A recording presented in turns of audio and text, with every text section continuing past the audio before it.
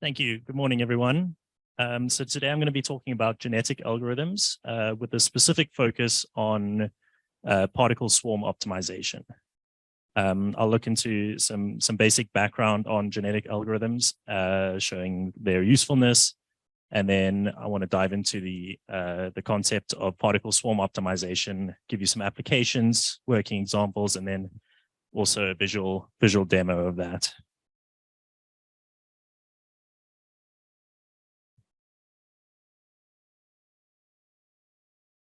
So to begin with, let's start with the fundamental question, and that is, what are genetic algorithms? So in simple terms, genetic algorithms are a family of search and optimization techniques inspired by the principles of natural evolution and genetics. They are used to find the best possible solution to a complex problem by mimicking the process of natural selection and as well as survival of the fittest. So let's explore why they're useful in problem solvings. Basically, genetic algorithms offer several advantages. The first is the exploration of large solution spaces. So genetic algorithms are well suited for solving problems with large number of possible solutions. They can efficiently explore vast solution spaces, searching for optimal or at least near optimal solutions. Next is optimization in complex environments. So genetic algorithms excel at finding solutions in complex environments with multiple variables and multiple constraints and generally multiple dimensions. They can adapt and evolve over time, navigating through intricate problems landscapes. And then lastly, the solution improves over time. So genetic algorithms improve solutions iteratively through generations. So by incorporating concepts like mutation, crossover, and selection, they can converge to a better solution over time.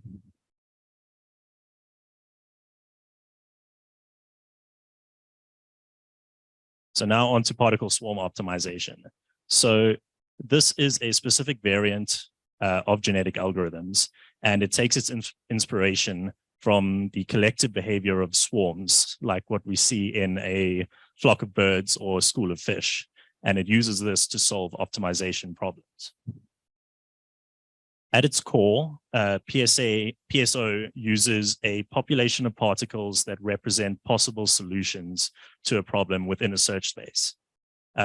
Each particle will have a position in the search space and then some sort of velocity that'll move it around.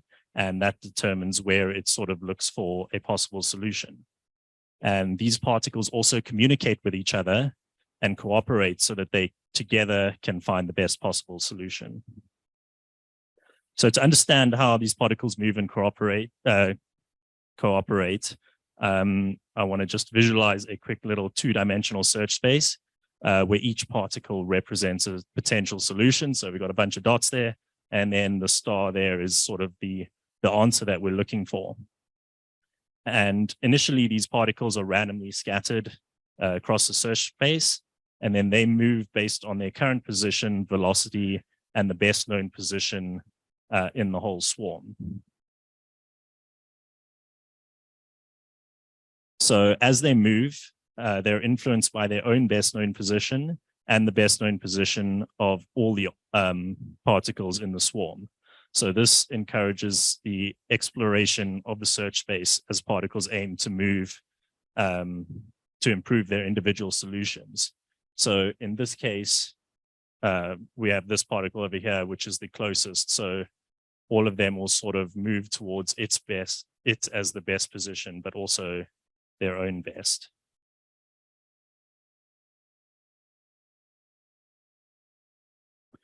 Over time, these particles converge towards the global best known position, and that will represent the optimal solution.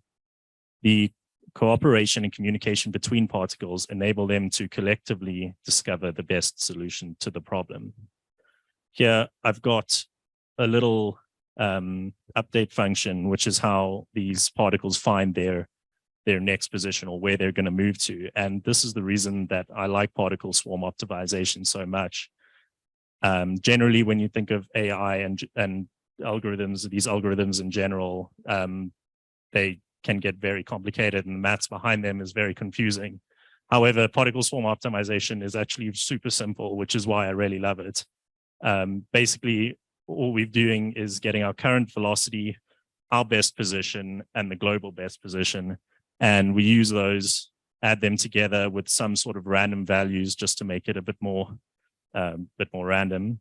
And that gives us a movement vector that we can then add to our current position to move along. And then this will obviously happen to each particle in the swarm, and then each generation they'll move again. So some of the applications of PSO, the first one is the function optimization. So PSO can find the global minimum or maximum of complex functions, even in high dimensional search spaces. The second one is swarm robotics.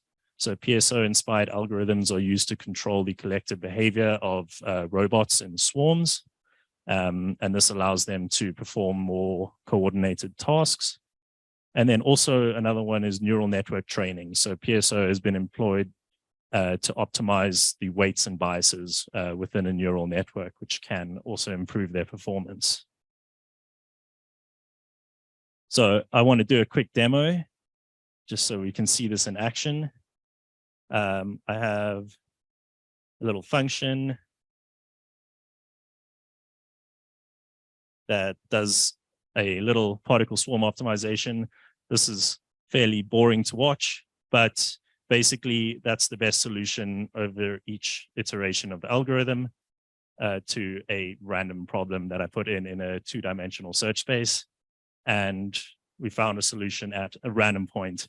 That's not interesting, but what is interesting is it generated a little image for us. So we can see the white X there is the best position, and we can see as the iterations go along how they're moving.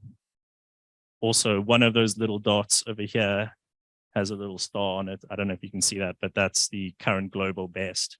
So they'll all sort of follow and move and update to find the best possible position.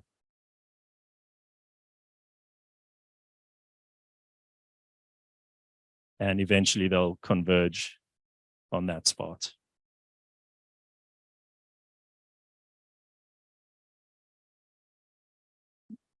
So in conclusion, genetic algorithms, including particle swarm optimization, offer powerful problem-solving techniques. They combine principles from natural selection, from